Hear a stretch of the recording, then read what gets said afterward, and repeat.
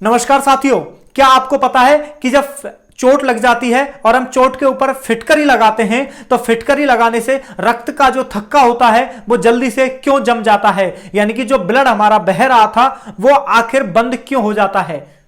तो आज इस वीडियो में मैं आपको बताऊंगा कि फिटकरी के माध्यम से आपका रक्त का जो थक्का होता है वो आसानी से कैसे जम जाता है। तो बने रहिए मेरे साथ।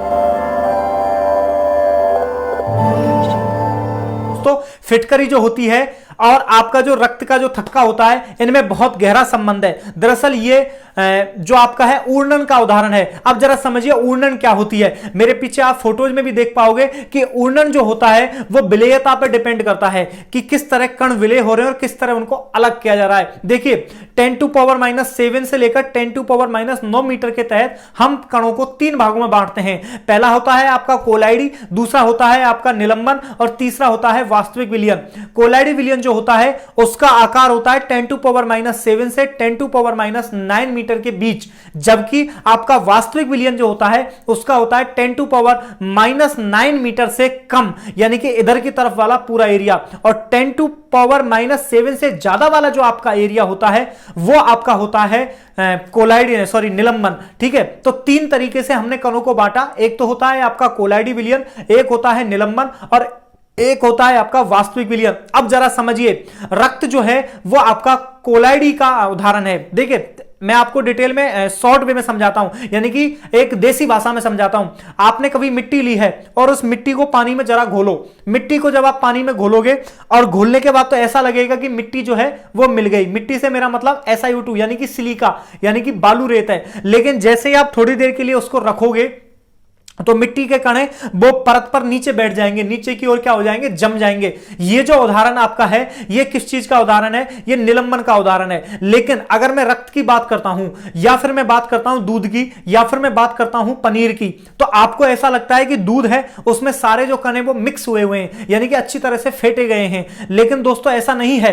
दूध में भी बहुत सारे अम्ल ऐसे हैं जो बिल्कुल अलग से हैं। ठीक है, यानी कि वो आप जैसे आपने दूध में क्या डाला, आपने छाछ डाली, मैं शुद्ध भाषा में बताऊं आपको, आपने दूध में छाछ डाली तो छाछ डालने पर जो दूध है ना आपका वो फट जाएगा। फटने पर उसके कण वो अलग अलग हो जाएंगे। ठीक इसी प्रकार पनीर जब बनाते हैं तो आपने देखा होगा पानी अलग हो जाता है और पनीर के जो मतलब कण वो अलग हो जाते हैं। ये सारे उदाहरण किस चीज के हैं, कोलाइडी के उदाहरण है। ठीक इसी प्रकार रक्त हमारा क्या है, कोलाइडी है। और रक्त में जब चोट लगती है, रक्त बहने लगता है तो फिटकरी जब हम लगाते हैं तो फिटकरी ऊर्णन की क्रिया को करता है और इस ऊर्णन की क्रिया के माध्यम से जो कोलाइडी विलयन में रक्त के में जो आवेशित आवेग के जो कण हैं वो एक तरफ आ जाते हैं और वो इकट्ठे होने लग जाते हैं। जरा समझिए, देखिए सपोज कीजिए मेरे पास ये प्लस चार्ज है, ठीक है, ये प्लस पॉजिटिव चार्ज है, ये मेरे पास नेगेटिव चार्ज है। जब मैं इस नेगेटिव चार्ज को प्लस के पास ले जाऊंगा तो अट्रैक्शन होगा।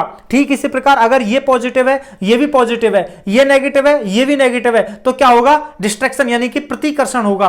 ठीक इसी प्रकार जब हम नेगेटिव चार्ज किसके पास ले जाएंगे, रक्त के पास लेके जाएंगे, तो पॉजिटिव वाले हैं वो तो क्या आ जाएंगे, अट्रैक्शन में आ जाएंगे। जैसे कि सपोज इस जगह पर चोट लगी है और रक्त में जो नेगेटिव वाले चार्ज हैं और पॉजिटिव वाले चार्ज है, रक्त में दोनों कण हैं, और जैसे इसके पास हम लेके क्या जा रहे हैं, फिटकरी को लेके जा रहे हैं। सपोज कीजिए कि जो भी हम चीज लेके गए वो क्या है, प्लस है, तो रक्त में जो माइनस यानी कि नेगेटिव चार्ज वाले कण हैं वो इकट्ठे होंगे किसकी तरफ, प्लस की तरफ। और यहां पे चोट लगी है तो यहां आकर क्या हो जाएंगे, इकट्ठे हो जाएंगे, क्योंकि फिटकरी कहां पे लगाई है, यहां पर लगाई है।